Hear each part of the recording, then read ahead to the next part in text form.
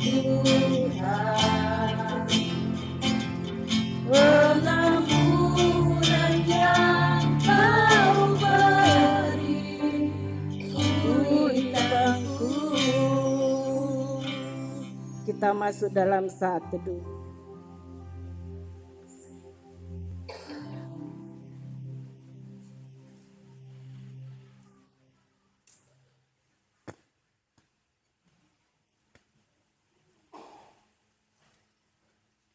Jemaat Tuhan, saya persilakan kita bangkit berdiri dan doa potong sebentar oleh Pendeta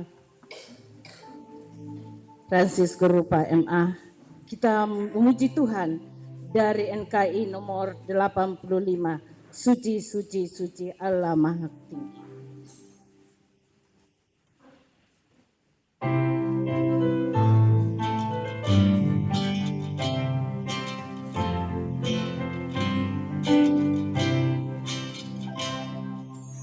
Suci, suci, suci, Allah Maha Tinggi, pada siang dan malam bumi pujian.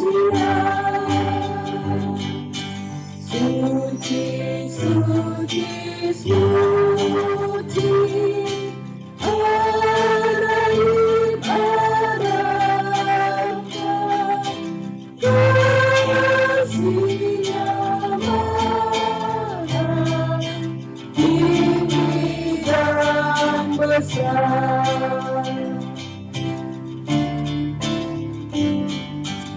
suci, suci, suci, segenap penduduklah, berikanlah ibadat kepada Tuhanmu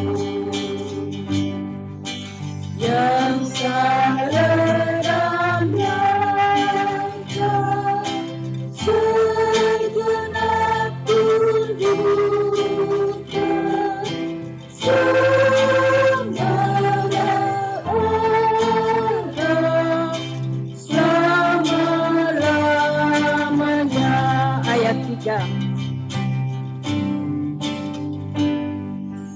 Suci, suci, suci, meskipun sekarang wajahmu tak terpandang sebab harga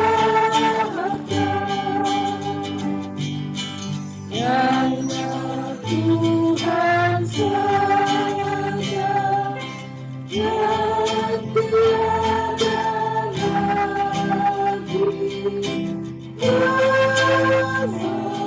lagi kuasa Maha Sucilah. Mari kita tabiskan ibadah kita. Karena itu pertolongan kita dalam ibadah pagi hari ini sampai berakhirnya adalah datangnya dari Allah yang menciptakan langit bumi, laut dan segala isinya. Dan di dalam Tuhan kita Yesus Kristus dan di bawah tuntunan persekutuan Roh Kudus. Amin. Silakan duduk.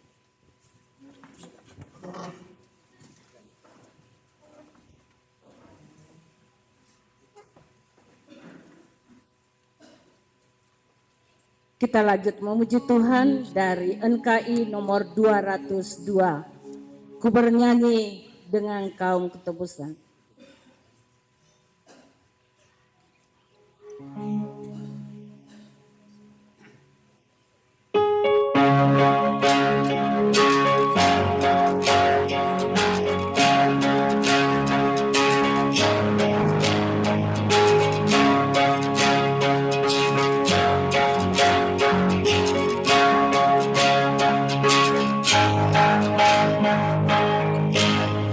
Bernyanyi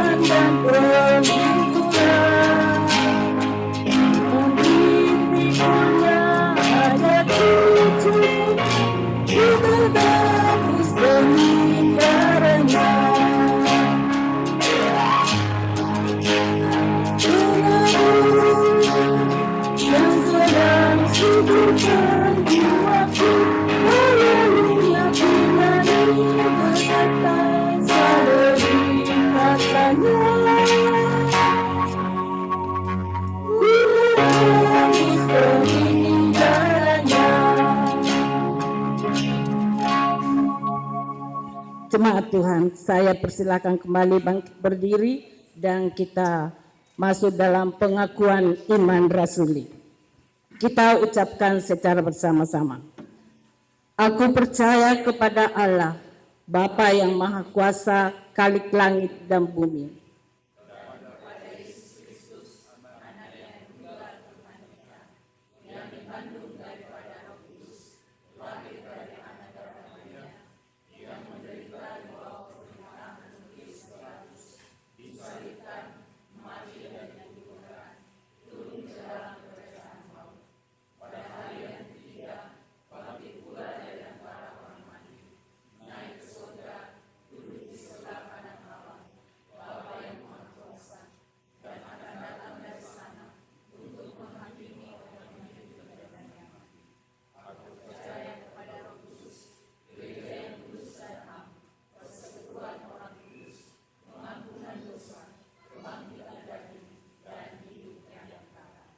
Amin.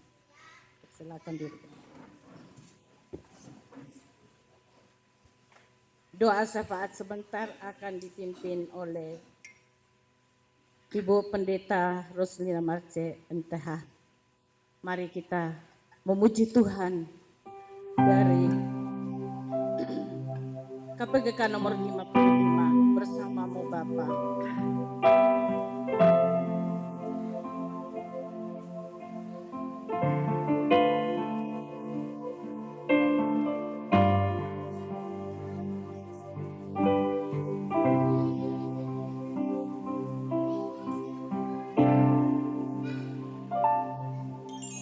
Engkau ada bersamaku di setiap musim hidupku. Tak pernah kau biarkan ku sendiri. Kekuatan di jiwaku adalah bersamamu. Kekuatan di jiwaku adalah bersamamu. Tak pernah ku ragukan kasih-Mu. Bersamamu Bapa ku lewati semua. Bersamamu Bapa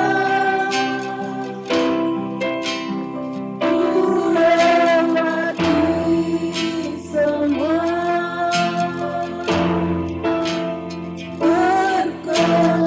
Perkenaanmu ya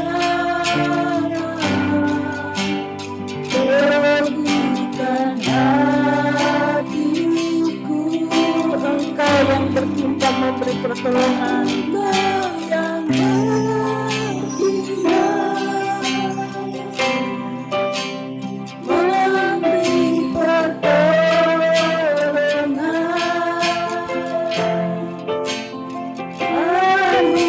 Anugerah-Mu besar melimpah bagiku. Bersamamu Bapa ku lewati semua. Bersamamu Bapa ku lewati semua.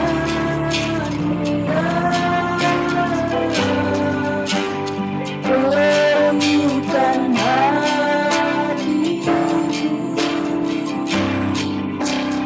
Engkau yang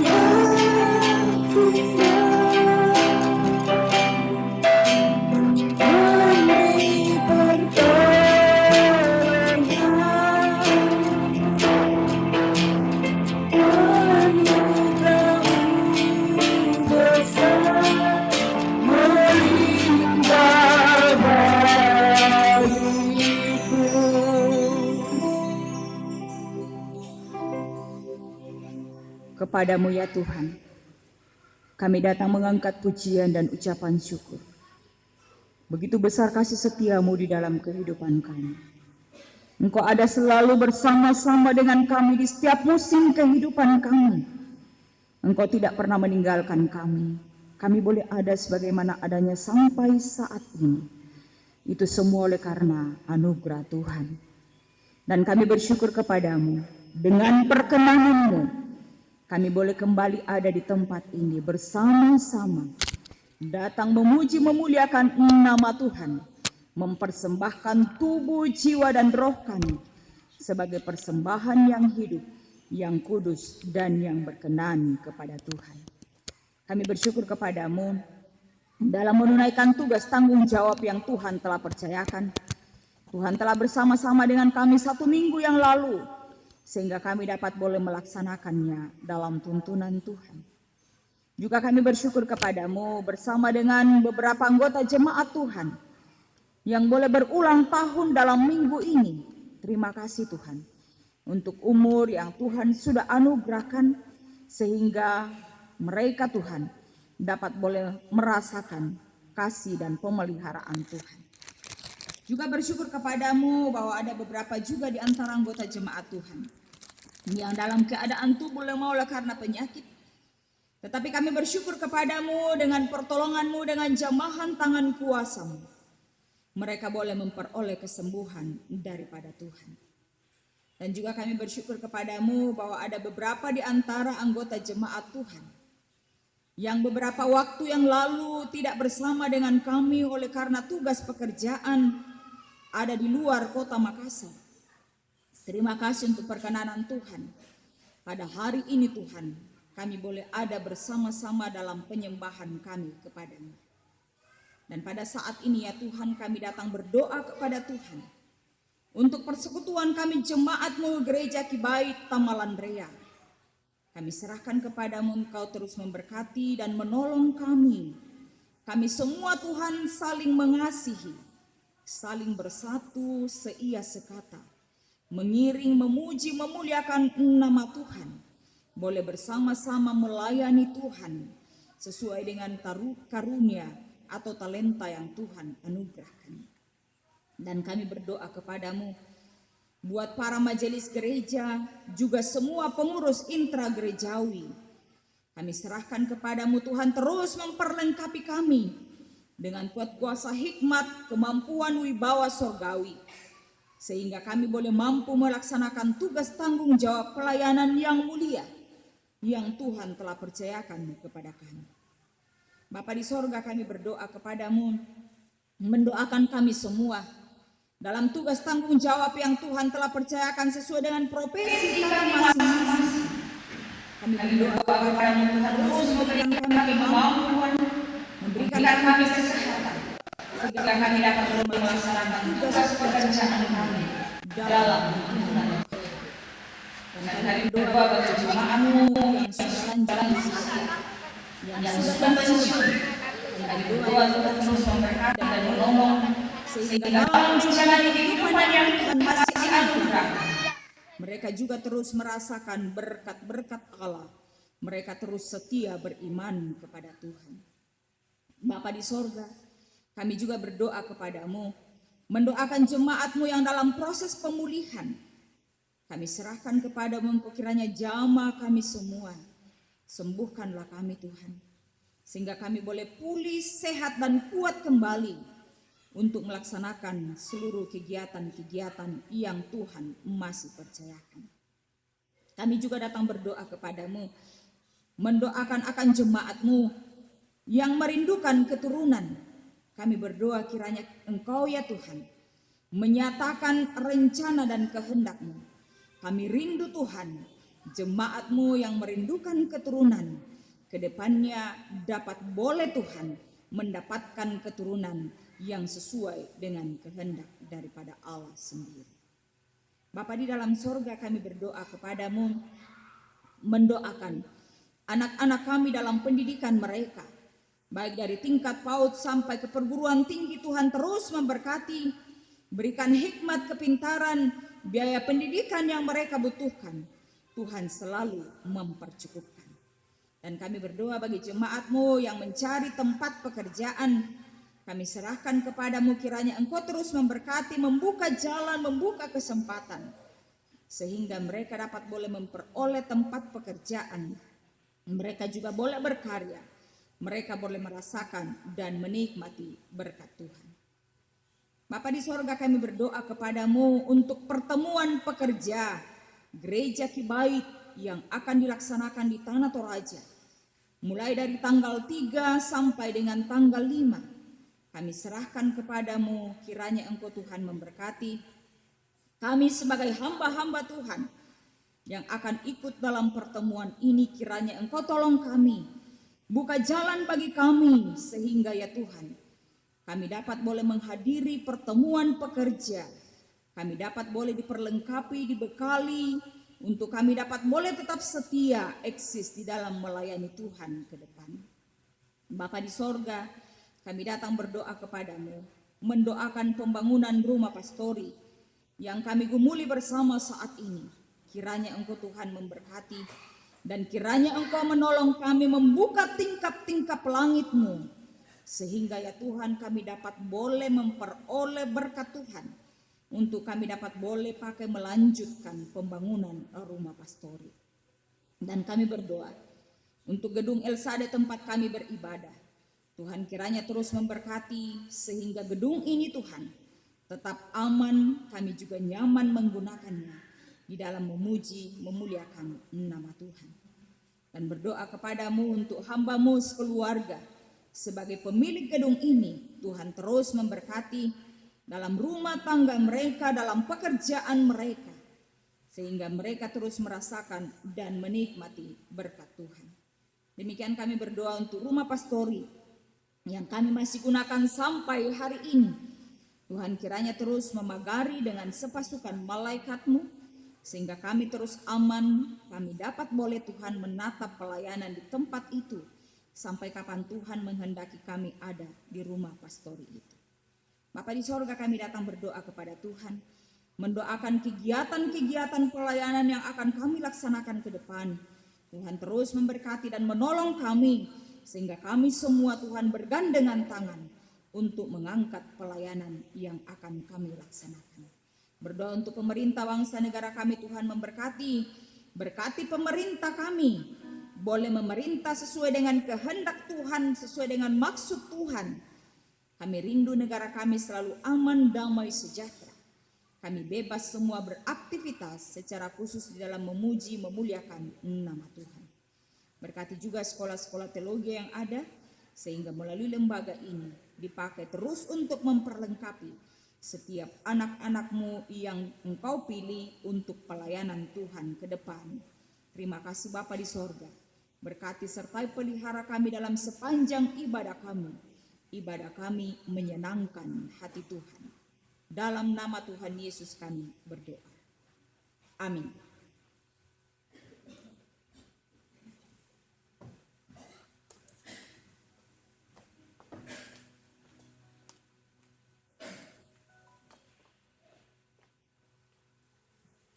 Sama-sama kita akan mendengarkan persembahan pujian yang pertama dari PKP, dilanjut dengan solo dari Saudara Rekanus.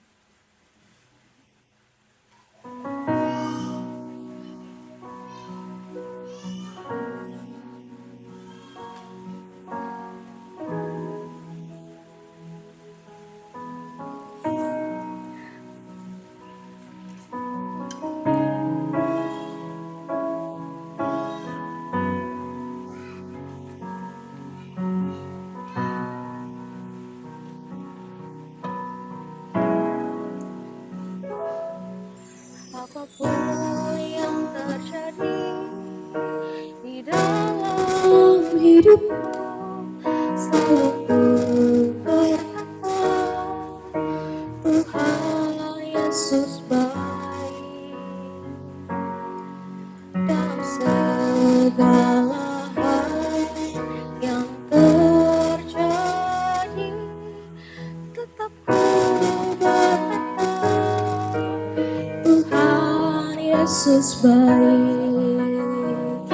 Ku sembah Kau, ku sembah Kau. Tak dapat ku membalas kasih-Mu. Ku sembah Kau, ku sembah Kau Bapa. Ku rindu selalu menyenangkan-Mu.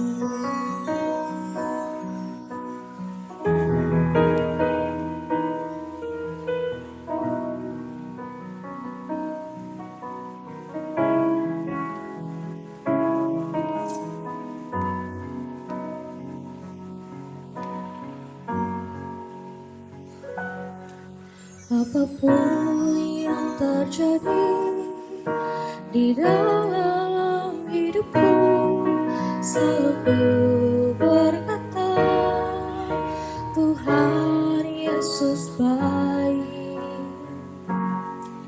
dalam segala hal yang terjadi. Tetap ku berkata, Tuhan Yesus baik. Ku sembah Kau, ku sembah Kau. Tak dapat ku membalas kasih-Mu. Ku sembah Kau, ku sembah Kau Bapa. Ku rindu selalu menyenangkan-Mu. Ku sembah Kau, ku sembah Kau. Tak dapat ku membalas kasih-Mu. Ku sembah Kau, ku sembah Kau Bapa. Ku rindu selalu menyenangkan-Mu.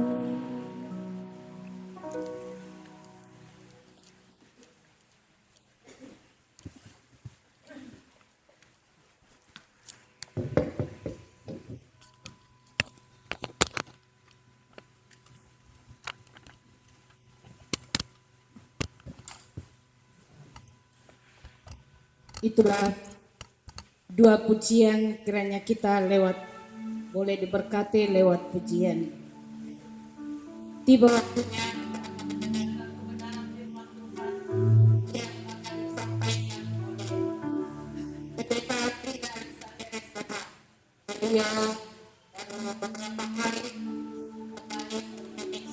dulu nama Tuhan pada pagi hari ini kita boleh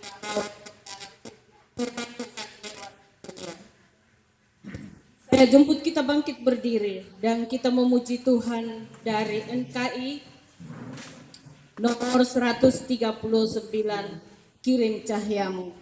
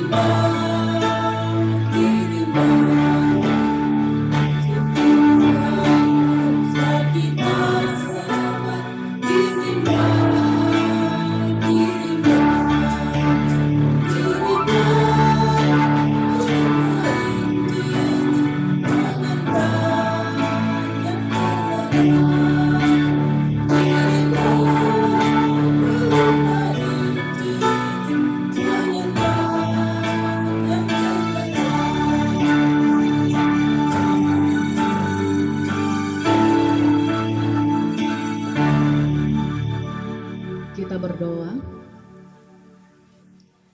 Bapa, inilah kami umat-Mu yang sedang berdiri di hadapan hadirat-Mu dalam penyembahan yang indah pada hari ini, seraya membuka hati kami sebagai bejana yang siap diisi dengan berkat firman Tuhan.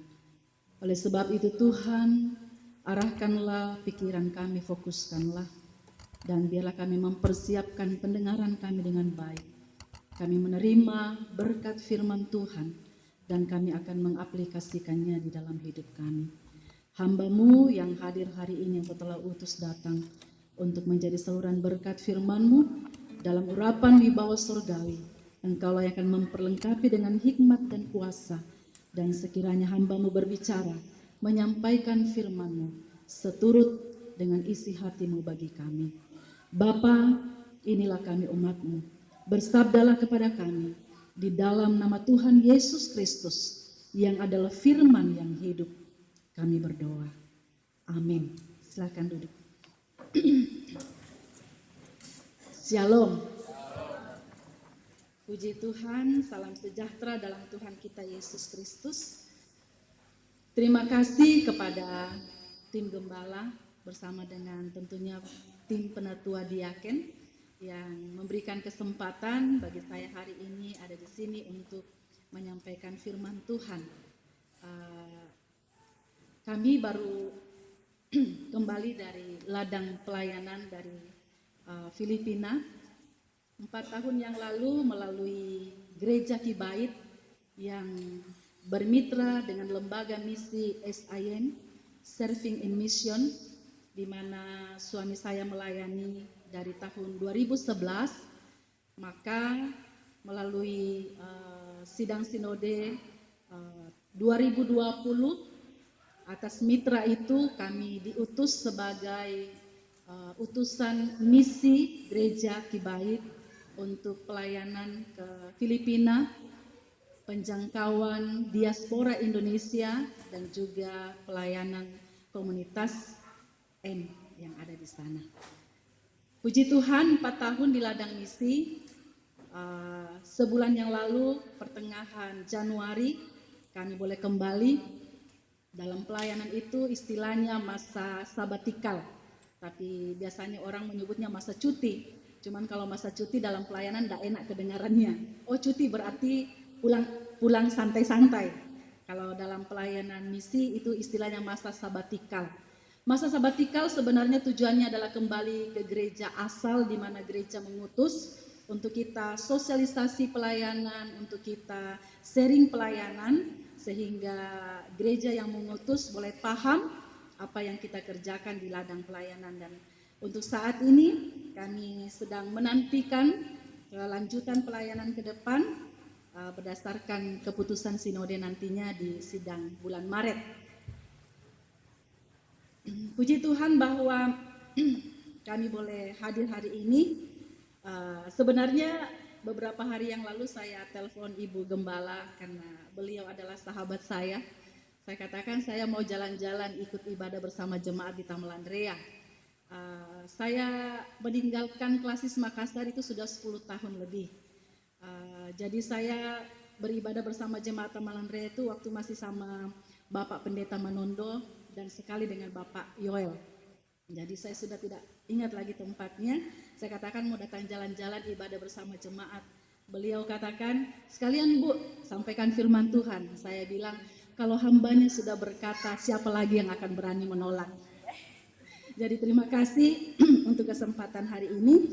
Dan tema yang diberikan oleh Ibu Gembala kepada saya adalah Akulah Terang Dunia.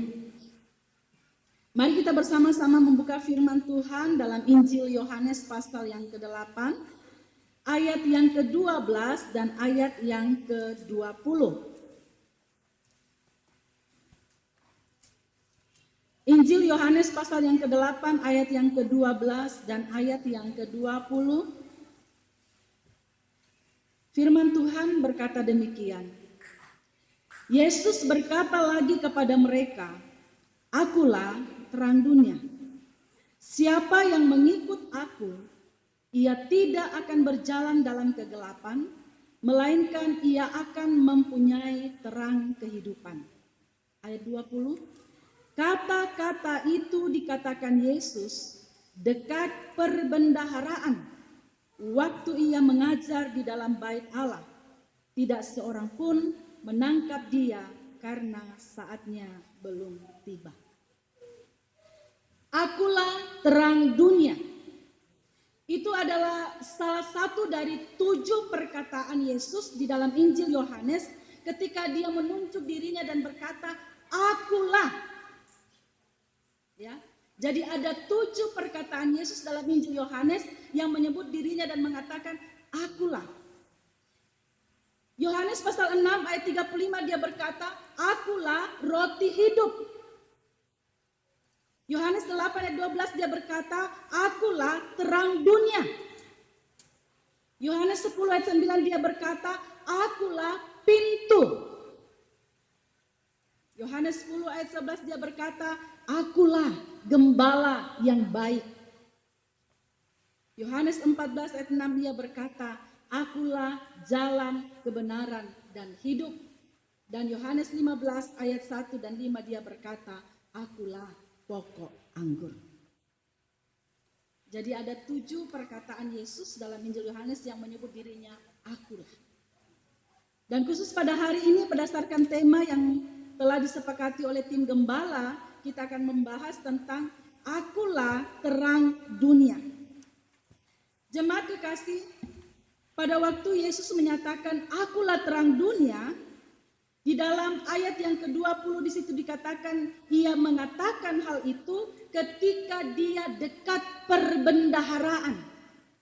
Saya bingung, kenapa disebut dia dekat perbendaharaan? Yesus berada di dalam bait Allah pada waktu itu, katanya dia berdiri di dekat perbendaharaan. Itu adalah sebuah tempat, adalah sebuah area di dalam bait Allah, di mana di situ ada berdiri 4 kaki dian atau lampu raksasa. 4 kaki dian yang tingginya sekitar 23 sampai 35 meter, di mana lampu besar ini akan menyala selama perayaan Pondok Daun. Jadi ketika bangsa Israel berkumpul di bait Allah merayakan perayaan Pondok Daun, maka 4 kaki dian ini akan menyala selama perayaan itu berlangsung. Mengapa? Karena lampu besar ini melambangkan tiang api yang menuntun bangsa Israel di padang gurun selama 40 tahun. Ketika mereka merayakan hari raya Pondok Daun, lampu ini menyala untuk memperingatkan bangsa Israel mengingat bagaimana Tuhan hadir dalam perjalanan kehidupan mereka selama 40 tahun menuntun mereka dalam kegelapan dengan kehadiran tiang api. Lalu pada saat Yesus berbicara, pada saat itu dikatakan Hari Raya Pondok Daun sudah hampir selesai. Sehingga lampu itu kemungkinan besar sudah mulai redup atau sudah mulai dipadamkan. Nah, dalam kondisi itulah Yesus berdiri di dekat kaki Dian itu dan ia menyatakan sebuah kebenaran penting. Ia berkata, "Akulah terang dunia." Lampu besar ini lambang tiang api, padam. Tetapi kata Yesus, "Akulah terang dunia." Ia menyatakan dirinya sebagai terang sejati. Ia menyatakan dirinya kepada umatnya, dia adalah terang yang abadi yang tidak akan pernah padam. Itulah sebabnya dia berkata, "Akulah terang dunia." Kita akan belajar apa makna teologis dari perkataan Yesus yang mengatakan akulah terang dunia. Yang pertama, makna teologis dari perkataan Yesus akulah terang dunia itu adalah penyataan penyingkapan kebenaran karena dunia sedang berada di dalam kegelapan. Akulah terang dunia adalah sebuah ungkapan Yesus untuk menyatakan kebenaran kepada dunia yang sedang berada di dalam kegelapan. Coba bayangkan, dalam kegelapan maka kehadiran terang secara fisik itu akan menyingkapkan hal-hal atau benda-benda yang tersembunyi. Kalau suasana lampu dalam rumah kita padam, benar-benar padam total, lalu tiba-tiba kita sedang merogoh saku kita dan ternyata ada uang di dalam, tidak sengaja uang itu jatuh dalam suasana yang gelap, saya percaya kita akan berusaha mencari lampu, cahaya untuk mencari uang yang jatuh itu sebelum ada yang duluan dapat. Ya kan?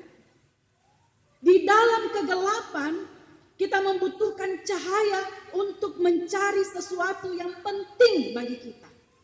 Kalau dia tidak penting, ya ngapain saya cari? Di dalam kegelapan kita membutuhkan cahaya. Di dalam kegelapan kita membutuhkan terang untuk menyingkapkan sesuatu yang ingin kita dapatkan. Sejak manusia pertama jatuh di dalam dosa, maka dunia ini berada di dalam kegelapan. Ketika kita berbicara tentang kegelapan, itu tidak hanya sedang berbicara tentang tidak adanya terang. Kegelapan karena dosa tidak sekedar berbicara tentang ketiadaan terang, tetapi kegelapan kuasa dosa itu berbicara tentang adanya kuasa yang aktif di dalam membenci terang. Coba kita baca di dalam Yohanes pasal 3 ayat 19 sampai 20. Yohanes pasal 3 ayat 19 sampai 20 berkata, "Inilah hukuman itu. Terang telah datang ke dalam dunia, tetapi manusia lebih menyukai kegelapan daripada terang.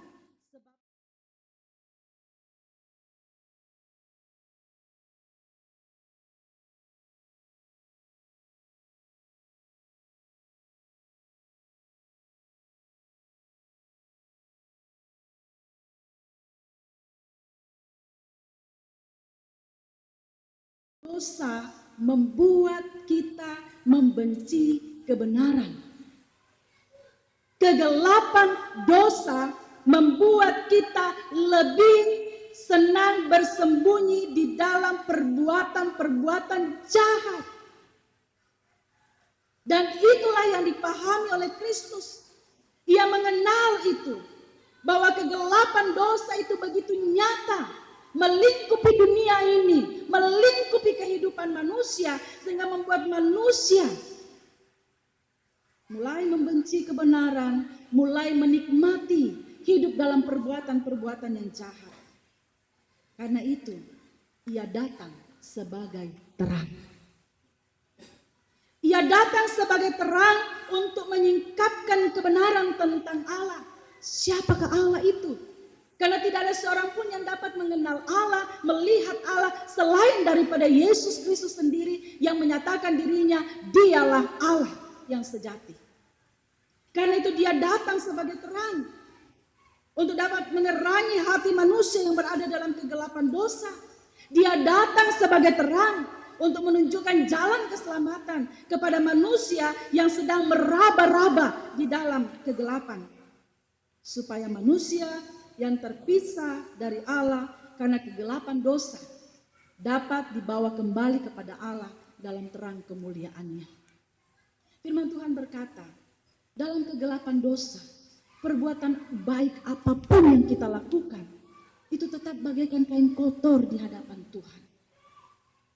Perbuatan baik apapun. Sering kalau orang berkata begini, Bu, kita nggak seiman loh, tapi dia begitu baik. Tahukah Bapak Ibu Saudara yang dikasihi oleh Tuhan, perbuatan baik apapun yang kita lakukan, kalau kita di luar dari terang Kristus, itu tetap sebenarnya berada dalam kuasa dosa. Karena hanya terang Kristus yang akan membuat perbuatan-perbuatan baik kita itu berharga. Hanya terang Kristus yang akan membuat perbuatan-perbuatan baik kita itu berkenan kepada Allah. Itulah sebabnya dia datang ke dalam dunia ini sebagai terang untuk menyingkapkan sebuah kebenaran sejati bahwa hanya ada di dalam dia ada kebenaran itu. Dialah yang dapat menyingkapkan kebenaran melalui kehadirannya sebagai terang. Yang kedua, makna teologis dari perkataan Yesus akulah terang dunia, itu adalah pernyataannya sebagai pemandu jalan yang absolut.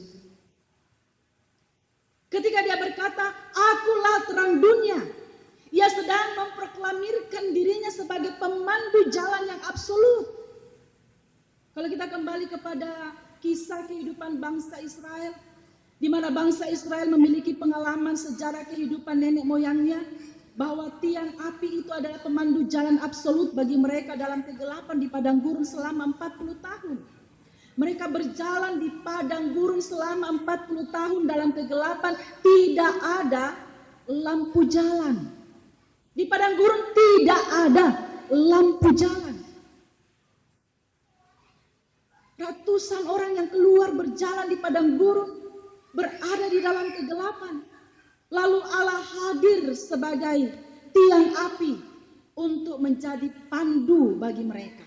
Memandu mereka, apakah mereka harus berjalan lurus, ataukah mereka akan belok ke kanan, ataukah mereka belok ke kiri, ataukah mereka harus berhenti. Itulah peran dari tiang api bagi mereka. Sebagai pemandu. Ayo bergerak, ayo jalan, ayo berhenti, ayo balik kiri, ayo balik kanan. Itulah perannya. Ketika datang tadi, dari kemarin saya minta Sherlock sama Ibu Pendeta. Sudah dikasih kemarin. Kemudian anak saya bawa mobil sambil buka itu, jalan. Tapi ketika sudah putus kompleks BTP, agak masuk ke sini, saya bilang, enggak salah ini nak. Katanya Bu Pendeta di BTP loh. Ini sudah bukan area BTP kalau menurut pandangan saya, ini sudah keluar. Betul Mami, ini sesuai dengan ininya, GPS-nya. Yakin, Mak yakin. Ayah terus jalan, oh iya ada gedung. Yang gedung putih Mami kayaknya. Oh, oke. Pemandu jalan kita hari ini, kita sangat mengandalkan GPS, benar? Kemanapun orang bisa menjadi driver. Mau kemanapun orang bisa bawa mobil sendiri. Bahkan sampai ke luar negeri orang bisa sekarang sudah tidak butuh pemandu sebenarnya. Sudah ada GPS, sudah bisa jalan sendiri. Tetapi kadang-kadang di tempat-tempat tertentu ketika tidak ada sinyal, maka kita akan tersesat. Karena GPS itu akan hilang. Bahkan kadang-kadang dia menunjukkan arah yang berputar-putar. Padahal kalau kita sudah tahu jalan, langsung lurus dapat. Tapi kalau ikut GPS kadang dia menunjukkan jalan berputar-putar. Seorang guide, seorang pemimpin rombongan, ketika membawa rombongannya berjalan, bisa saja dia salah jalan dan masih bisa tersesat. Yesus adalah jawaban absolut atas perjalanan kehidupan kita di tengah-tengah dunia ini yang masih sedang dikuasai oleh kegelapan dosa. Kita tidak bisa berjalan dengan kebenaran kita sendiri. Kita harus berjalan di dalam kebenaran Kristus sebagai terang. Dia adalah sumber terang itu. Karena dialah terang itu sendiri. Dia bukan terang yang sekedar memantulkan terang, tapi dialah sumbernya. Terang yang dibutuhkan oleh manusia bersumber dari dia. Karena dialah terang itu. Itulah sebabnya dalam ayat yang ke-6, Yohanes pasal 14 dia berkata, Akulah jalan, kebenaran, dan hidup. Tidak ada seorang pun yang datang kepada Bapa kalau tidak melalui aku. Yesus adalah terang sejati bagi dunia yang gelap. Satu-satunya jalan menuju kepada Bapa. Dunia sekarang ini penuh dengan relativisme. Banyak orang yang menganut paham, banyak jalan menuju Roma. Saya nggak tahu kalau banyak jalan menuju ke tempat ini, apakah ada dari sana lagi kita bisa lewat, apakah dari sana kita bisa lewat, dari sana kita bisa lewat. Di satu tempat mungkin ada banyak jalan kita bisa tiba di tempat itu. Tapi jalan menuju ke rumah Bapa hanya satu, melalui Yesus. Dia pemandu karena dialah jalan itu. Satu-satunya, absolut. Maaf, untuk anak-anak muda generasi sekarang seringkali terbawa dengan banyak pengajaran-pengajaran. Katanya, salah satu Bu Pendeta. Di sana juga kebenaran diajarkan. Di situ juga kebenaran yang diajarkan. Firman Tuhan tidak berkata begitu. Dia adalah jalan yang absolut. Satu-satunya, tidak ada jalan lain. Hanya dia. Kalau kita tidak berjalan bersama dengan dia, kalau kita tidak mengikuti panduannya, kalau kita tidak mengikuti dia, kita pasti akan menuju kepada maut. Karena hanya dialah yang memberikan jaminan itu. Itulah sebabnya dia berkata, Akulah terang dunia. Karena dialah sumber terang itu, dialah adalah terang yang sejati itu, maka dialah satu-satunya pemandu jalan yang absolut dalam hidup kita. Yang ketiga, makna teologis dari perkataan Yesus, Akulah terang dunia, adalah pernyataan bahwa ia adalah satu-satunya sumber kehidupan kita. Ia adalah sumber kehidupan. Coba bayangkan dalam suasana ruangan yang gelap, kita menghadapi meja makan, lalu di atas meja makan itu begitu banyak makanan yang lezat. Kebetulan kita sudah menaruh piring, ada nasi, dan saya sedang mengambil ikan bandeng. Kesukaan saya itu adalah salah satu ikan bandeng. Lalu siap makan, tiba-tiba lampu padam. Karena sudah terlanjur, sudah berdoa, ya kita makan saja. Saya bisa mengalami celaka karena makan ikan. Kenapa? Saya tidak melihat tulangnya. Bisa singgah di tenggorokan. Karena dalam kegelapan. Berjalan dalam kegelapan akan mendatangkan kita celaka. Bapak Ibu jemaat Tuhan, walaupun sudah berulang kali sudah hafal ini jalan dari di sini, dari rumah sampai ke sini, tapi coba bayangkan kalau satu Makassar ini padam lampu, tidak ada cahaya, mau datang jalan ke sini, pasti tidak akan ingat. Kemarin lubang yang dalam itu ada di mana ya? Yang ada batunya kemarin di sisi yang mana ya? Yang ada beceknya kemarin yang sisi mana ya? Karena berjalan dalam kegelapan. Orang yang berjalan dalam kegelapan itu bisa mendatangkan celaka. Karena itu dalam kehidupan kita di tengah-tengah dunia ini, ketika kita membiarkan diri kita berjalan dalam kegelapan dosa, ketahuilah ujungnya adalah maut dan kematian kekal. Berjalan di dalam kenyamanan dosa, berjalan di dalam zona nyaman dosa, sebenarnya membawa kita berjalan dalam kegelapan yang ujungnya menuju kepada maut dan kematian kekal. Karena itu, supaya kita bisa memiliki kehidupan, maka milikilah terang itu, sebab dia adalah sumber kehidupan. Kalau dunia ini tidak mendapatkan cahaya matahari, maka tidak akan ada kehidupan yang bertumbuh dengan baik. Saya suka menonton daerah negara-negara yang mataharinya hanya sebentar, sehingga biar malam, biar siang itu suasananya masih gelap. Tapi sebenarnya kalau kita membayangkan, kalau siang saja suasana masih gelap, kita akan sebenarnya mengalami metabolisme tubuh yang akan sedikit tidak begitu bagus, karena tidak sesuai dengan kondisi yang seharusnya. Kalau dunia alam semesta ini tidak mendapatkan sinar matahari dengan benar, dengan baik, maka tidak akan ada pertumbuhan yang baik. Itulah sebabnya negara kita Indonesia ini disebut sebagai negara yang kaya, karena mendapatkan cahaya matahari yang lebih stabil dibanding negara-negara lain yang mempunyai masa siang itu lebih sedikit. Terang, kehidupan yang bertumbuh dengan baik membutuhkan cahaya matahari. Begitupun kita membutuhkan Yesus Kristus sebagai terang yang sejati untuk membawa kita dari kegelapan kehidupan kepada kehidupan yang sesungguhnya. Ayat yang ke-12 dari pembacaan kita berkata, mengikuti terang Kristus, maka kita akan mempunyai terang hidup. Kalau kita mengikuti terang Kristus, maka kita akan memiliki kehidupan. Apa maksudnya? Kedatangan Kristus ke dalam dunia yang gelap ini sebenarnya merupakan suatu penghakiman. Barang siapa menerima terang Kristus yang sudah datang ke dalam dunia ini, ia akan hidup dalam kekekalan. Barang siapa menolak terang Kristus yang sudah datang ke dalam dunia ini, dia akan binasa.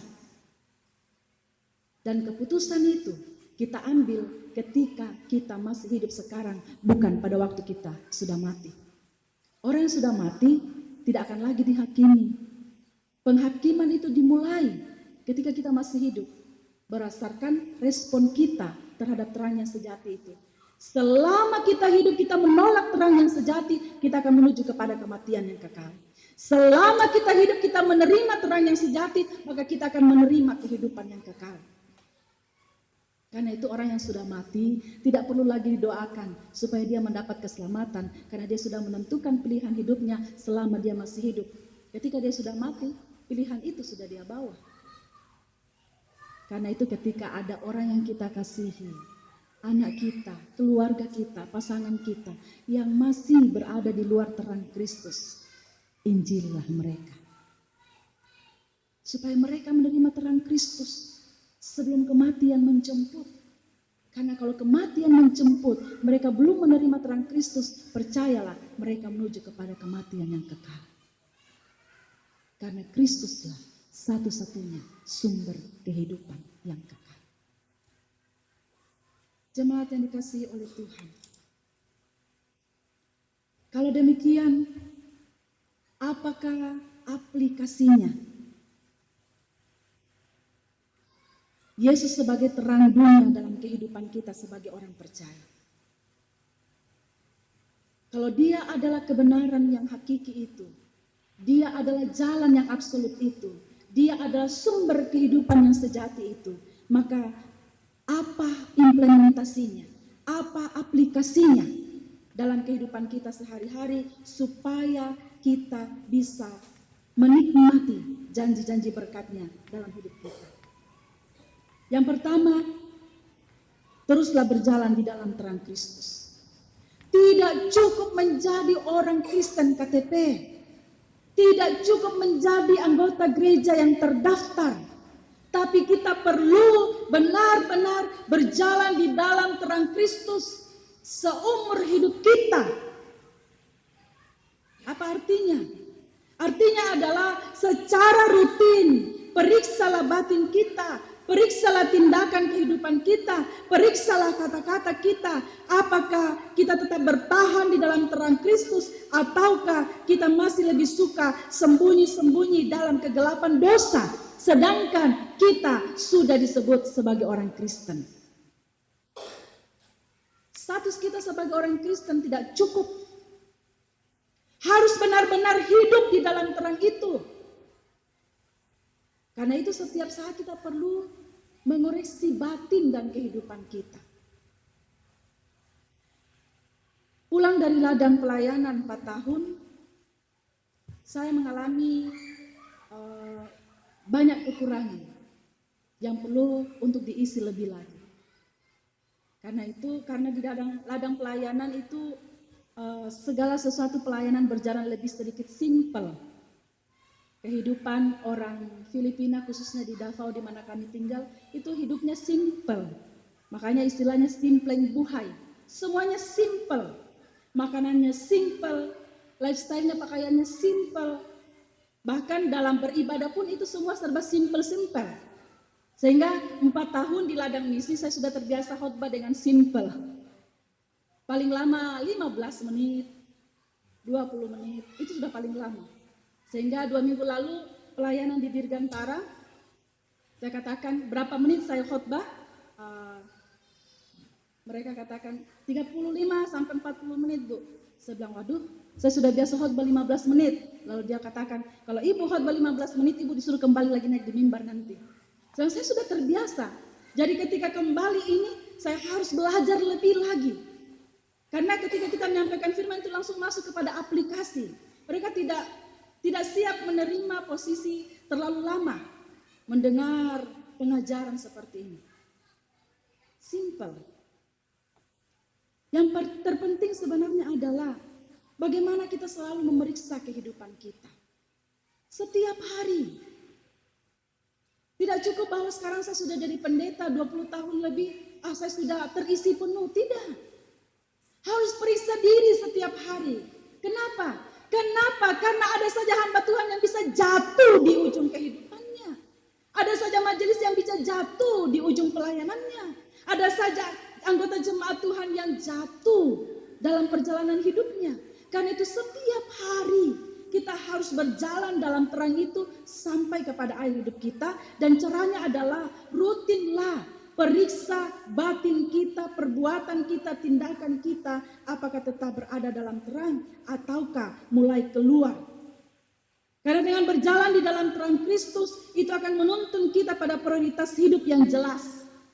Berjalan di dalam terang Kristus akan menuntun kita pada tujuan hidup yang lebih benar. Sehingga semakin kita lama menjadi orang percaya, kita akan semakin tahu, semakin lebih fokus mana yang kekal dan mana perkara-perkara yang duniawi. Kita akan semakin lebih fokus mana perkara-perkara yang kekal dan mana perkara-perkara yang fana.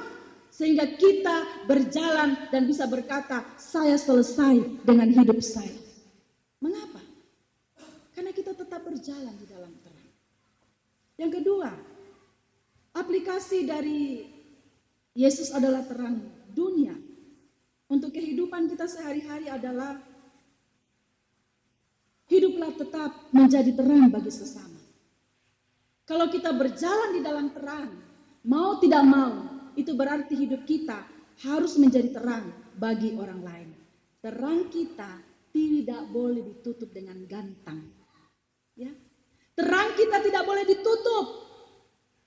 Kalau memang kita sudah berjalan dalam terang, saya percaya dengan sendirinya terang kita akan juga bersinar, akan juga bercahaya bagi orang lain. Tapi saya mau mengingatkan jemaat Tuhan di sini, menjadi terang bagi sesama dalam kehidupan kita itu adalah menjadi terang seperti cahaya lilin, bukan menjadi terang seperti cahaya lampu sorot. Apa filosofi dari lilin dan lampu sorot? Kehadiran lilin itu menenangkan dan memberikan harapan di dalam kegelapan. Lilin yang menyala dalam kegelapan tidak akan memaksa mata kita untuk melihat atau tidak membuat kita menjadi silau. Fungsi lilin di dalam kegelapan adalah menuntun, menerangi langkah, membantu kita berjalan dengan hati-hati di dalam kegelapan. Cahaya lilin dalam kegelapan itu sangat berarti, sangat memberikan harapan. Cahaya lilin dalam kegelapan itu sangat menenangkan. Tetapi cahaya lampu sorot itu kehadirannya mendominasi. Lampu sorot terlalu kuat, terkadang memaksa orang untuk memalingkan diri, benar? Kalau kami berjalan di kompleks di mana kami tinggal, kami suka olahraga malam. Jadi di sana itu joggingnya malam, tidak pagi, karena kompleksnya aman. Tapi ketika kita berjalan malam hari, biasa tiba-tiba ada kendaraan yang datang dengan lampu sorot yang panjang itu, membuat kami silau. Jadi untuk memberikan kode sign kepada orang itu, kami berjalan sambil begini.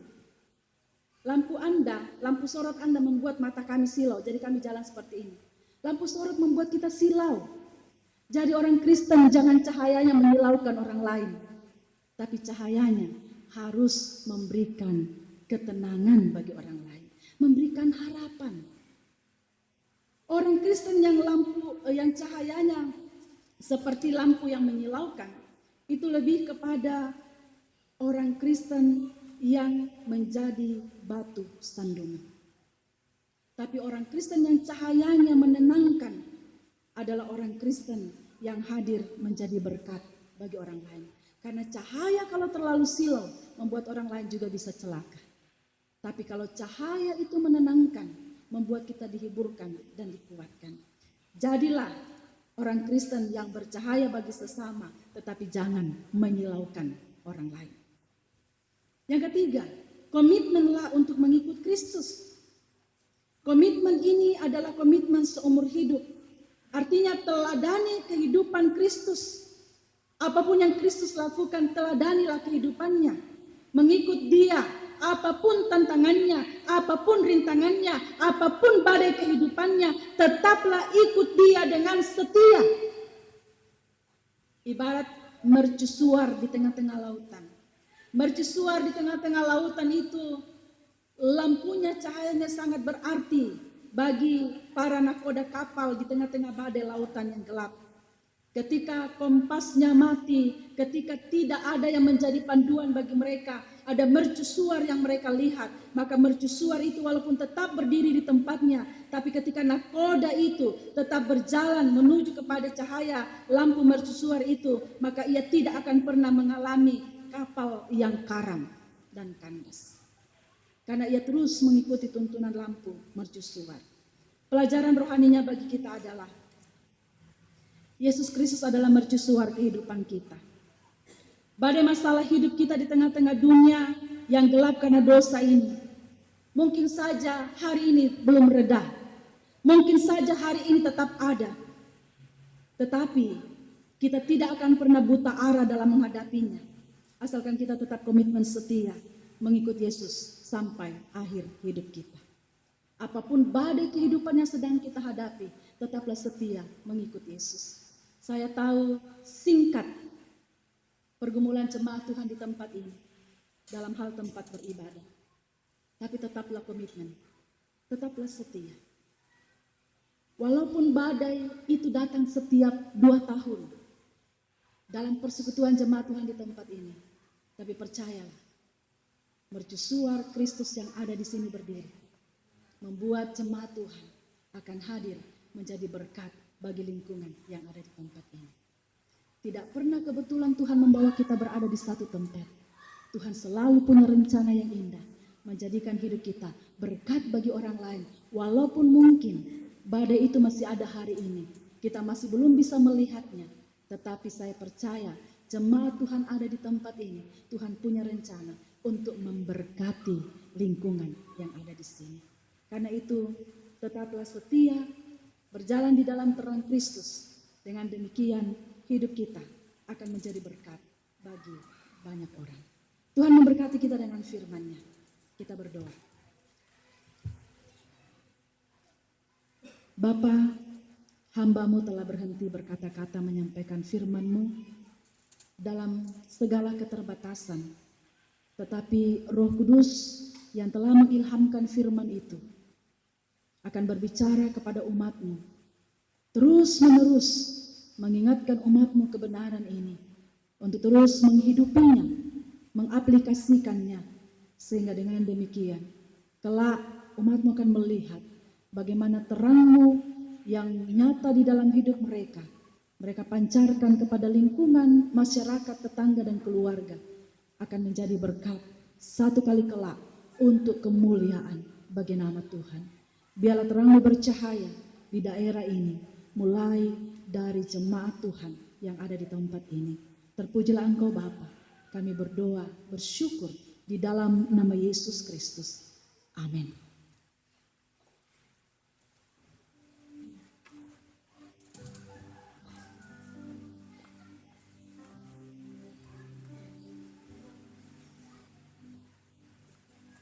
Sungguh luar biasa kebenaran firman Tuhan yang telah kita dengarkan bersama pada pagi hari ini.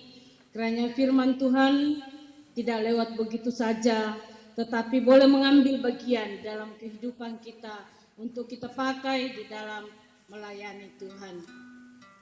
Baik jemaat yang dikasihi oleh Tuhan, tiba waktunya kita akan membawa korban syukur kita kepada Tuhan. Untuk pengenalan tangguh warna hijau yaitu kolekte dan perpuluhan, warna hitam kas gereja jemaat Taman Andrea, dan tangguh yang ketiga diperuntukkan untuk dana Paskah. Dan yang menjadi kolekte kita pada pagi hari ini, Penatua Nyonya Aryani Walter didampingi oleh Nyonya Berlina Yohanes dan Saudara Valentina Setia. Dan doa persembahan sebentar adalah Penatua Titus Tambaru. Kita mengangkat satu pujian dari NKI nomor 201. Ajaiblah Tuhan.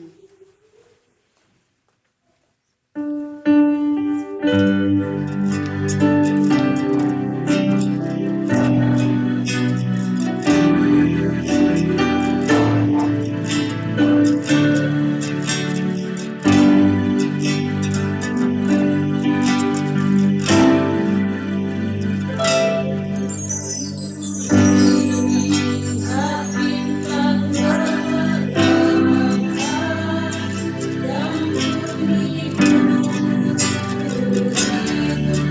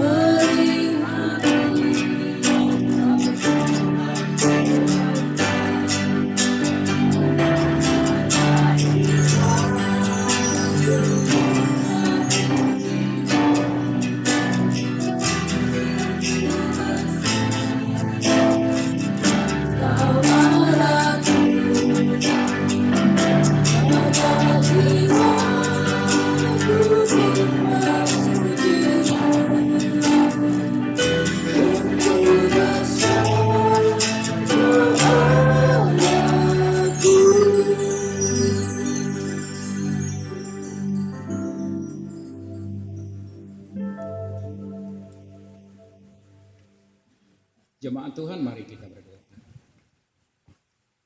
Betapa hati kami bersuka cita, betapa hati kami menikmati hadirat-Mu Tuhan dalam lawatan kami pada pagi hari ini.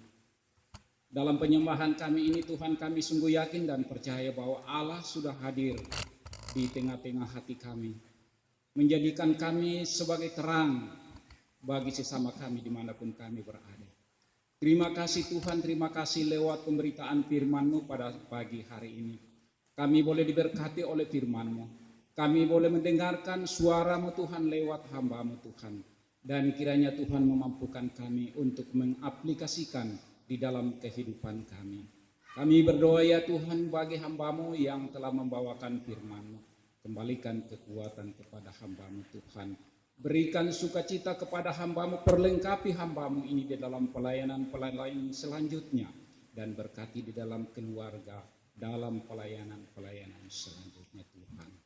Terima kasih Tuhan, terima kasih, terpujilah nama-Mu.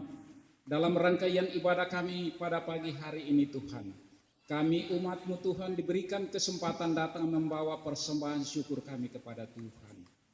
Atas berkat-berkat-Mu yang kami terima di dalam kehidupan kami. Saat ini Tuhan kami datang membawa kepada-Mu Tuhan. Kami persembahkan kepada-Mu Tuhan. Kami mohon Tuhan memberkati. Terimalah persembahan kami ini sebagai persembahan yang tulus dari hati kami untuk kami pakai dalam ladang pelayanan pekerjaan Tuhan. Terima kasih Tuhan, berkati umat-Mu yang sudah memberi pada saat ini maupun yang belum memberi karena keadaan. Mari Tuhan senantiasa memberkati hamba-Mu. Berkati di dalam segala rencana usaha pekerjaan. Buatlah mereka berhasil Tuhan, sehingga boleh menikmati berkat-berkat Tuhan. Dan kiranya Tuhan Roh Kudus akan memampukan mengelola berkat-berkat-Mu Tuhan, dipakai dalam hidup mereka melayani Tuhan. Terima kasih Tuhan, kami berdoa bagi ketiga hamba Tuhan yang sedang menatang persembahan di hadapan hadirat. Berkati Tuhan, berkati dalam pelayanan mereka dalam keluarga. Berikan kesetiaan dalam mengiring Tuhan, melayani Tuhan. Terima kasih Tuhan, terpujilah nama-Mu Tuhan. Ini doa kami, persembahan kami. Kami datang bawa kepada Tuhan. Di dalam Kristus Yesus, Tuhan dan Juru Selamat kami yang hidup. Haleluya. Amin.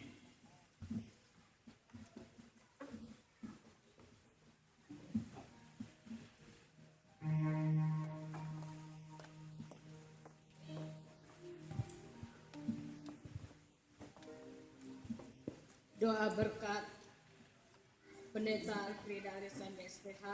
Saya persilakan jemaat Tuhan bangkit berdiri dan kita memuji Tuhan dari NKI nomor 9.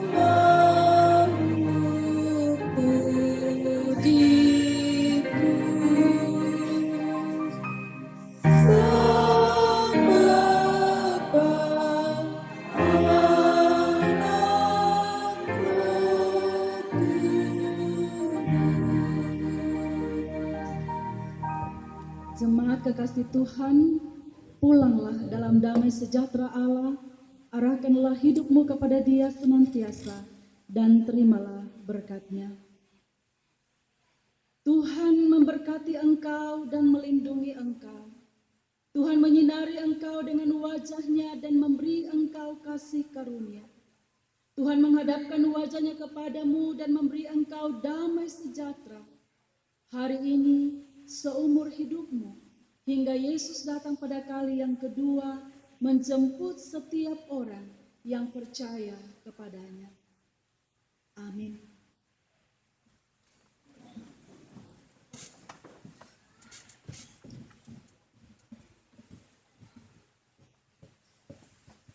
Demikianlah ibadah kita pada pagi hari ini. Tuhan Yesus memberkati kita semua. Baik, dimohon kesabaran kita sejenak untuk mendengarkan berita gereja yang akan disampaikan oleh Diaken Nyonya Ruth Yermia.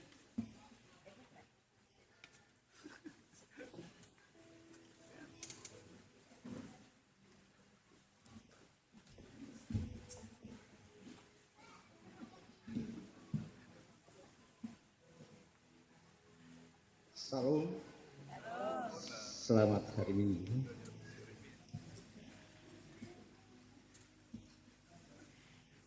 Gembala sidang, Penatua Diaken dan segenap anggota Gereja Kibai Jemaat Tamal Andrea mengucapkan selamat datang dan selamat beribadah, khususnya bagi yang baru pertama kali hadir bersama dengan kami. Apabila ada jemaat yang membutuhkan pelayanan, dapat menghubungi majelis gereja atau gembala sidang. Tuhan memberkati. Mohon kesabaran kita untuk mendengarkan fakta gereja pada pagi hari ini. Yang pertama, kami mengucap terima kasih banyak atas kedatangan Ibu Pendeta Alfreda Alexander di tempat ini. Begitu indah firman yang disampaikan Ibu. Doa kami kiranya Ibu semakin diberi hikmat dari Tuhan untuk menjangkau jiwa-jiwa di mana Ibu melayani. Terima kasih, Ibu. Kami akan membacakan pelayanan untuk minggu depan. Liturgis Bapak Penatua Estefanus Patude, doa syafaat Bapak Pendeta Fransiskus Rupa MA, pengkhotbah Ibu Pendeta Roslina Marce MTH, kolektor Penatua Bapak Penatua Yeremia Randa Embong, yang kedua Diaken Nyonya Lili Ferdinandus, dan yang ketiga Saudari Yakupeni. Doa persembahan Diaken Nyonya Richard Luther, informan Diaken Nyonya Paula Estefanus, pemusik Youth El Shaddai Tamal Andrea, singers Penatua Christopher Palalung dan Saudari Geri Christian, operator LCD Saudara Lucky Valentino, penjemput tamu Penatua Sipranus J. Ogot dan Saudara Aris. Persembahan pujian dari Persyukuran Sekolah Minggu.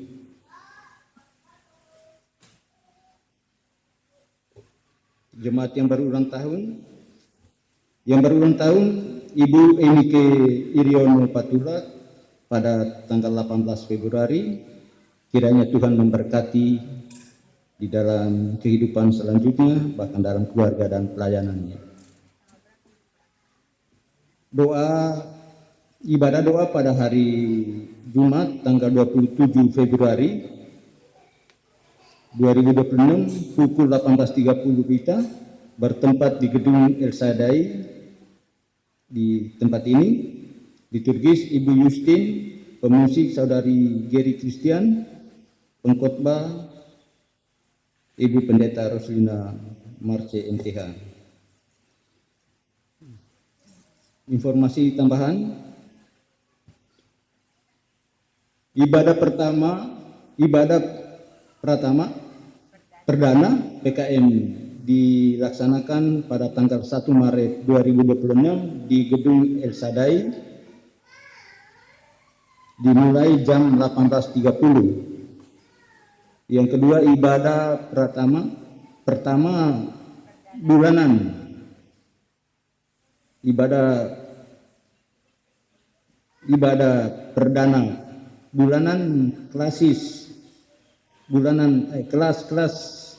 Indri dan Pratama pada tanggal 1 Maret 2026 dilaksanakan di Gereja Ki Bait Jemaat Batu Baradaya dimulai jam 1 siang. Mohon diperhatikan ini untuk sekolah minggu. Yang ketiga, katekisasi baptisan akan dilaksanakan pada minggu depan. Demikian warta gereja pada hari ini. Tuhan Yesus memberkati. Selamat hari Minggu.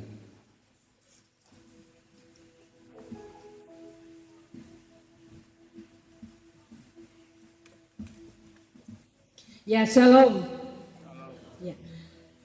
Pada pagi hari ini, Panitia Paskah menyediakan sayur bulu nangko. Ya. Dicampur dengan ayam. Pokoknya rasanya enak. Ya. Mari jemaat Tuhan mendukung Panitia Paskah pada pagi hari ini lewat ayam bulu nangko seharga 30.000 supaya tidak pulang lagi masak, capek, tinggal pulang makan, ya. Baik, sebelum kita memberi salam satu dengan yang lain, mari jemaat Tuhan bangkit berdiri dan kita memuji Tuhan dari KPGK nomor 76. Besarkanlah